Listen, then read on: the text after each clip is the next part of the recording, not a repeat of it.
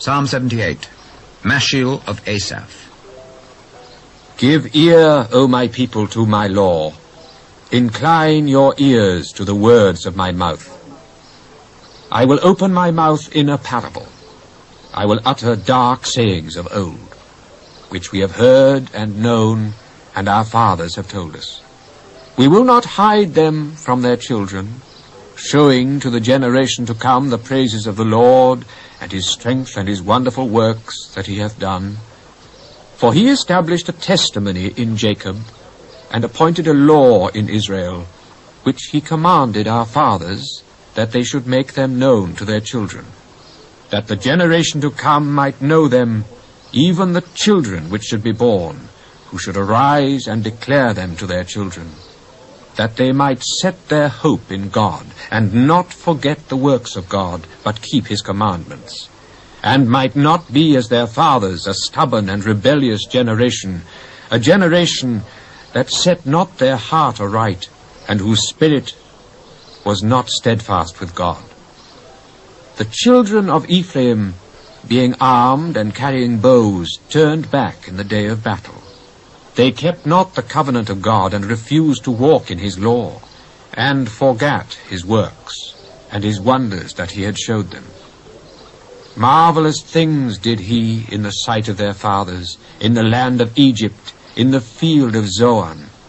He divided the sea, and caused them to pass through, and he made the waters to stand as an heap. In the daytime also he led them with a cloud, and all the night with a light of fire. He clave the rocks in the wilderness, and gave them drink as out of the great depths. He brought streams also out of the rock, and caused waters to run down like rivers. And they sinned yet more against him by provoking the Most High in the wilderness. And they tempted God in their heart by asking meat for their lust. Yea, they spake against God. They said, Can God furnish a table in the wilderness? Behold, he smote the rock, that the waters gushed out and the streams overflowed. Can he give bread also? Can he provide flesh for his people? Therefore the Lord heard this, and was wroth. So a fire was kindled against Jacob, and anger also came up against Israel, because they believed not in God, and trusted not in his salvation. Though he had commanded the clouds from above, and opened the doors of heaven, and had rained down manna upon them to eat, and had given them of the corn of heaven. Man did eat angels' food. He sent them meat to the full. He caused an east wind to blow in the heaven, and by his power he brought in the south wind. He rained flesh also upon them as dust, and feathered fowls like as the sand of the sea, and he let it fall in the midst of their camp, round about their habitations. So they did eat, and were well filled, for he gave them their own desire. They were not estranged from their lust, but while their meat was yet in their mouths, the wrath of God came upon them, and slew the fattest of them, and smote down the chosen men of Israel. For all this they sinned still, and believed not for his wondrous works. Therefore their days did he consume in vanity, and their years in trouble.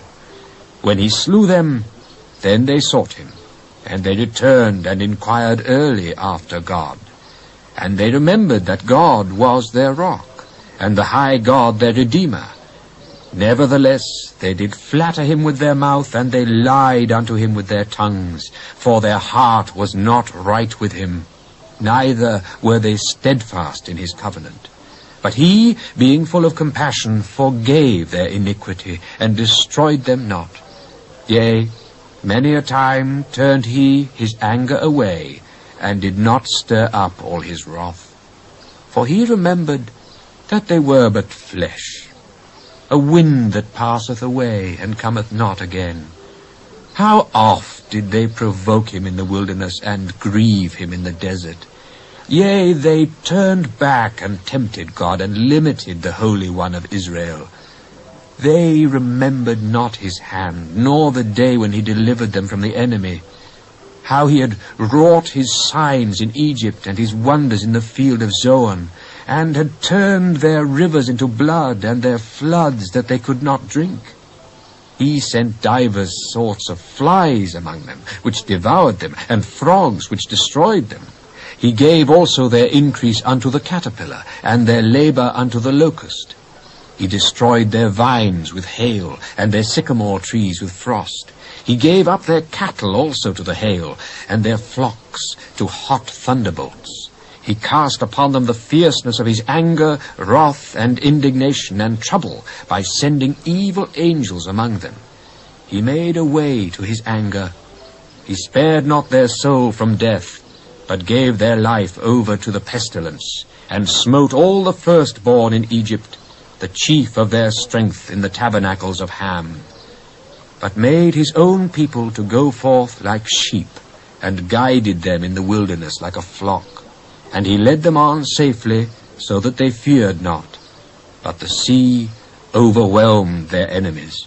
And he brought them to the border of his sanctuary, even to this mountain which his right hand had purchased.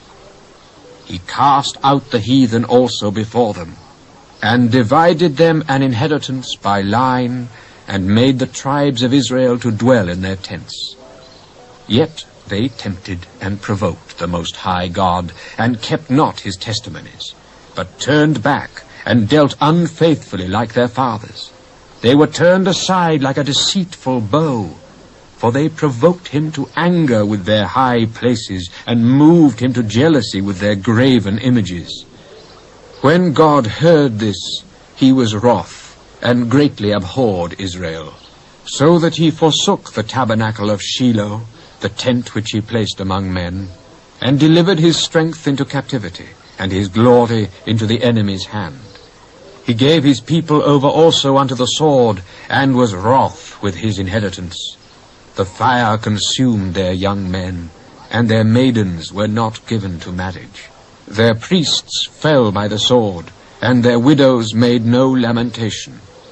Then the Lord awaked as one out of sleep, and like a mighty man that shouteth by reason of wine. And he smote his enemies in the hinder parts. He put them to a perpetual reproach. Moreover, he refused the tabernacle of Joseph, and chose not the tribe of Ephraim, but chose the tribe of Judah, the Mount Zion which he loved. And he built his sanctuary like high palaces, like the earth which he hath established for ever. He chose David also his servant, and took him from the sheepfolds. From following the ewes, great with young, he brought him to feed Jacob his people, and Israel his inheritance. So he fed them according to the integrity of his heart, and guided them by the skillfulness of his hands.